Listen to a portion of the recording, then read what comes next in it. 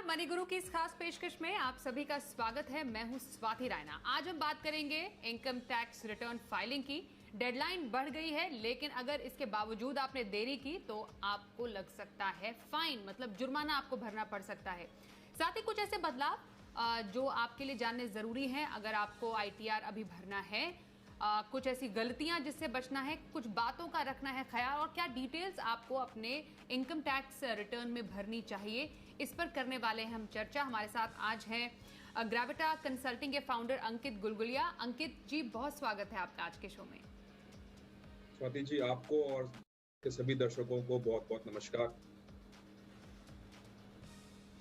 तो क्या आज हम शो में खास चर्चा करेंगे, जरा उस पर भी एक नजर डाल लेते हैं। आज शो में हम जानेंगे देरी से रिटर्न भरने पर कितना जुर्माना लगेगा, रिटर्न में क्या क्या जानकारी देना है जरूरी, आईटीआर की किन गलतियों से बचे, और साथ ही आज म्यूचुअल फंड की मास्टर क्लास में कैसे करें डेट में एसआईपी।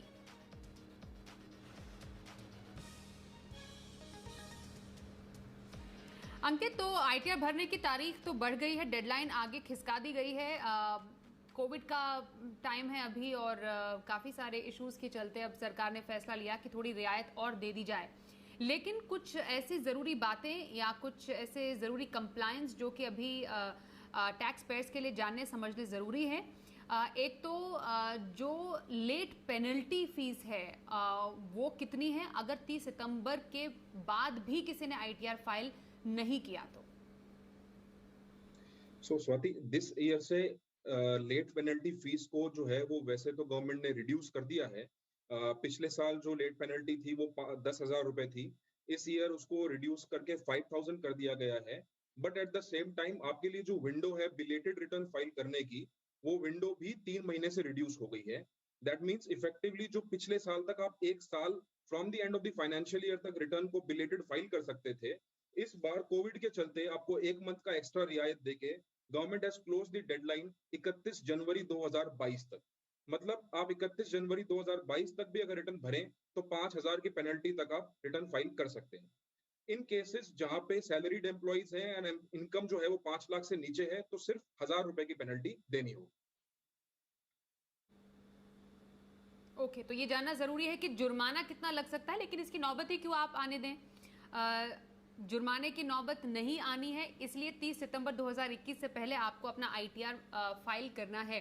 अंकित, प्री फिल्ड आईटीआर फॉर्म की सुविधा इस बार दी गई है, थोड़ा इसके बारे में जानकारी दीजिए कि प्री फिल्ड आईटीआर फॉर्म में कौन सी जानकारी पहले से मौजूद रहेगी, कौन सी जानकारी एक टैक्स पेयर को भरनी पड़ेगी, और एट द मोमेंट कौन कौन से प्री फिल्ड आईटीआर उपलब्ध हैं। So see, this is very good initiative by Income Tax Department. Income Tax Department हर साल खुद को रिन्यू कर रहा है, हर साल खुद के प्रोसेसेस को बेटर कर रहा है। एंड वन सच इम्प्रूवमेंट है इसके जितना भी डाटा है जो आपका थर्ड पार्टी से रिपोर्ट होता है, से फॉर एग्जांपल आपका बैंक का इंटरेस्ट या जिन पार्टीज ने आपका टीडीएस डिडक्ट किया है एंड सो ऑन, वो सब 26 एएस में आपके कैप्चर होता है। सो व्हाट द डिपार्टमेंट, अब डिपार्टमेंट ये कर रहा है कि डिपार्टमेंट आपको पहले से ही वो सुविधा देगा कि आप 26 एएस के बेस पे एक प्री फिल्ड रिटर्न डाउनलोड कर लीजिए। बट प्री फिल्ड रिटर्न में जो भी डिटेल्स आ रही हैं वो आपके लिए 100% श्योरिटी से वही हो, ये चीज आप मान्य मत रखिए। इसमें आप अपने रिकॉर्ड से क्रॉस चेक कीजिए कि क्या वो रिकॉर्ड से मैच करती भी है कि नहीं।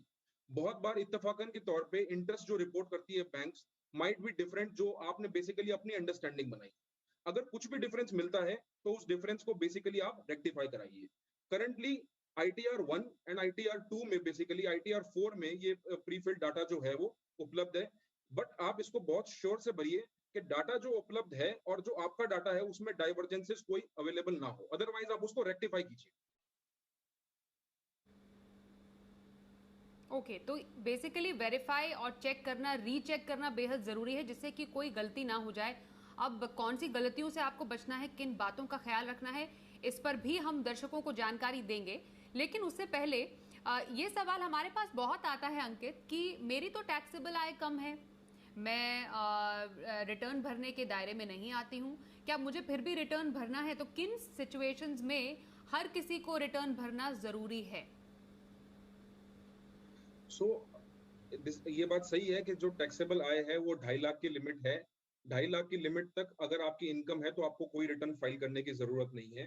प्लस अदर देन दैट अगर आपकी 2.5 लाख की लिमिट ना भी हो, 3 लाख की भी लिमिट हो, अगर आप एक सीनियर सिटीजन है तो 60 ईयर्स की एज के अगर ऊपर आप है तो 3 लाख की लिमिट तक आपको रिटर्न फाइल करने की रिक्वायरमेंट नहीं है। बट कुछ केसेस में गवर्नमेंट ऑफ इंडिया ने मैंडेटरी कर दिया है कि आपको रिटर्न फाइल जो है वो करना ही होगा, इररिस्पेक्टिव कि आपकी इनकम जो है वो 2.5 लाख से नीचे है या ऊपर है। फॉर एग्जाम्पल, आपका इलेक्ट्रिसिटी बिल अगर आप साल में 1 लाख का पे करते हैं, या आप 2 लाख से ऊपर जो है वो फॉरेन ट्रैवल में इनकर करते हैं, या आप 1 करोड़ से ऊपर जो है अपने बैंक अकाउंट में अगर डिपॉजिट करते हैं, तो इररिस्पेक्टिव कि आपकी इनकम का क्या स्लैब है, आपको रिटर्न फाइलिंग करना मैंडेटरी होगा। बिल्कुल, ये आपने बहुत ज़रूरी जानकारी दी कि 1 लाख से ज़्यादा का बिजली का बिल, करंट अकाउंट में 1 करोड़ से ज़्यादा जमा किए हैं और विदेशी ट्रैवल किया है, 2 लाख से ज़्यादा खर्च किए हैं अपने पर किसी और पर, तो इसकी पूरी जानकारी आपको रिटर्न फाइलिंग में देनी ही देनी पड़ेगी। एक थोड़ी जानकारी, एक ये जनरल इन्फॉर्मेशन है। आईटीआर फॉर्म, कई लोगों को ये कंफ्यूजन भी हो जाती है कि उन्हें कौन सा आईटीआर फॉर्म भरना है, इसलिए बहुत ही क्विकली हम आपसे जानना चाहते हैं कि आईटीआर फॉर्म कौन से किसके लिए होते हैं। कुल 7 आईटीआर फॉर्म है और किन को कौन सा आईटीआर फॉर्म भरना चाहिए। सो ITR 1 जो है वो बेसिकली उन लोगों के लिए है जिनकी इनकम सिर्फ salaries, pension, one house property, सिर्फ एक हाउस प्रॉपर्टी और एग्रीकल्चरल इनकम अप टू 5,000 हो। अगर मान लीजिए किसी की इनकम में कैपिटल गेन आता है, या किसी के पास 2 रेजिडेंशियल प्रॉपर्टीज है, या किसी के पास कुछ और सोर्सेज ऑफ इनकम है, जैसे say for example it will be somewhere related to say capital gains और समथिंग, देन ऑल दोस एसएससीज, वो जितने भी एसएससीज हैं उन सबको ITR 1 के दायरे में बेसिकली नहीं कवर किया जा सकता। इस केस में ITR 2 एप्लीकेबल हो जाता है। ITR 2 में आप कैपिटल गेन्स भी कवर कर सकते हैं, अदर सोर्सेज, एग्रीकल्चरल इनकम अगर 5,000 से ऊपर हो तो उसको भी आप कवर कर सकते हैं। ओके, तो ITR 1 और ITR 2 आपने बोला, फिर बाकी जो ITR है, ITR 3, ITR 4 सुगम है, ये एक और फॉर्म है। ये ITR 3, ITR 4 किन लोगों के लिए है? ITR 4 is for the people जो लोग बिजनेस प्रिजम्पटिव बेसिस पे करते हो। जैसे से फॉर एग्जांपल आपका 50 लाख तक का टर्नओवर है एज अ प्रोफेशनल, तो आप ITR 4 सुगम यूज कर सकते हैं। ITR 4 सुगम में आप कैपिटल गेन्स भी डिस्क्लोज कर सकते हैं। एक नॉर्मल, बहुत लोग ये मानते हैं कि ITR 4 सुगम में कैपिटल गेन्स डिस्क्लोज नहीं हो सकते हैं, but along with presumptive income आप कैपिटल गेन्स को भी ITR 4S में, सुगम में डिस्क्लोज कर सकते हैं। ओके, तो और ITR 6 और ITR 7 Ankit? ITR 6 will be for the companies and ITR 7 will be for other assessees who are representative assessees. Okay, तो कुल मिलाकर 7 ITR फॉर्म आपको मालूम होना चाहिए कि आपको कौन सा ITR फॉर्म भरना है। और ये भी गलती हो जाती है कि आप कोई और ITR फॉर्म भर लेते हैं और उसके बाद फाइलिंग में दिक्कत हो जाती है। अब कैसी गलतियां आमतौर पर हो जाती हैं, और इसमें सबसे पहला कि जिन बातों का ध्यान रखना है अंकित, उसमें ये है, ऐलान हुआ था कि जो 75 साल से ऊपर के वरिष्ठ नागरिक है उनको रिटर्न भरने की छूट है। ये लोगों में कंफ्यूजन है कि वो क्या इसी साल से लागू हो रहा है? हाँ, उसका एक रीजन ये है स्वाति, बिकॉज आप अगर इंटरनेट आज एक्सप्लोर करो तो सबसे पहला जो आर्टिकल्स आपको आजकल मिलते हैं वो यही मिलते हैं कि सीनियर सिटीजन जो है वो एग्जेम्प्टेड हैं। बट आप लोग इसमें अवेयर रहे कि ये सीनियर सिटीजन की जो अमेंडमेंट थी ये फाइनेंशियल ईयर 21-22 से आई है। सो आप जो अभी रिटर्न भर रहे हैं वो 20-21 का रिटर्न भर रहे हैं अप टू सितंबर डेट, तो इस ईयर वो एग्जेम्पशन एज सच एप्लीकेबल नहीं है। तो ये बात का ध्यान रखने की जरूरत है, 75 प्लस रिटर्न भरने की छूट अगले साल से। तो किन बातों का ध्यान रखना है और ये आमतौर पर कौन सी गलतियां हो जाती हैं फाइलिंग करते समय इनकम टैक्स की?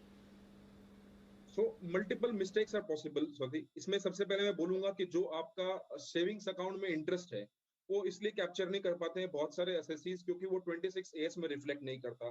सो एक आप उसका ध्यान रखें। सेकेंडली, बहुत बार आई हैव ऑब्जर्व्ड कि पीपल फाइल द रिटर्न, लोग रिटर्न फाइल कर देते हैं, बट रिटर्न फाइल करने के बाद उसका ई वेरिफिकेशन डालना जो है वो 120 दिन तक भूल जाते हैं। अगर आपने ई वेरिफिकेशन जो है वो 120 दिन तक नहीं किया है तो आपका रिटर्न ही अमान्य है। सो आप उसको इंश्योर कीजिए। नेक्स्ट, जो इस साल से सबसे इंपॉर्टेंट एस्पेक्ट मुझे लगता है वो ये है कि न्यू रिजीम और ओल्ड रिजीम जो है वो इस ईयर से फ्रेश आई है। तो न्यू रिजीम में अगर आपने ऑप्ट करना है तो न्यू रिजीम में आपको फॉर्म 10IE फाइल करना होगा। नाउ इंपॉर्टेंट ये है कि अगर आप एक बिजनेस इंडिविजुअल हैं तो आपको रिटर्न ऑप्ट आउट करने के लिए सिर्फ एक ही मौका मिलेगा। मतलब अगर आपने फॉर्म 10IE एक बार अडॉप्ट कर लिया न्यू रिजीम के लिए, तो वापस आप सिर्फ एक ही बार जो है वो ओल्ड रिजीम में जा पाएंगे। आप फिर से हर साल रिन्यूड तरीके से न्यू रिजीम में ट्रांसफर नहीं कर सकते। सैलरीड एम्प्लॉय के लिए ये ऑप्शन जो है वो हर साल अवेलेबल है कि वो न्यू रिजीम में चाहे तो न्यू रिजीम में, और अगर ओल्ड रिजीम में चाहे तो ओल्ड रिजीम में एसेस करवा सकता है। Other than that I would say कि आप 26 एएस को लेके बहुत ज्यादा पेक्यूलियर रहिए। देखिए धीरे धीरे गवर्नमेंट का जो दायरा है टीडीएस का बढ़ता जा रहा है। आज आप देखें तो टीडीएस जो है वो लगभग हर चीज पे एप्लीकेबल है, सेल परचेज पे एप्लीकेबल है, कैश ट्रांजेक्शन पे एप्लीकेबल है, then it is applicable on property transaction. तो आप ये मान के चलिए कि जो भी आप ट्रांजेक्शन कर रहे हैं वो सब इनकम टैक्स डिपार्टमेंट के पास अवेलेबल है। In that case it is very important कि आप रिटर्न फाइलिंग से जस्ट पहले इंश्योर कर लीजिए कि जो भी आपका डाटा है और जो 26 एएस का डाटा है वो पूरे तरीके से मैच करता हो। अब अगर मैच हो जाए वेल एंड गुड, मैच नहीं हो तो या तो आप अपना रिटर्न मॉडिफाई कीजिए या फिर उस एंट्री को मॉडिफाई करवाइए फ्रॉम द रिस्पेक्टिव बायर और द सेलर, ताकि वो 26 एएस में करेक्ट हो जाए।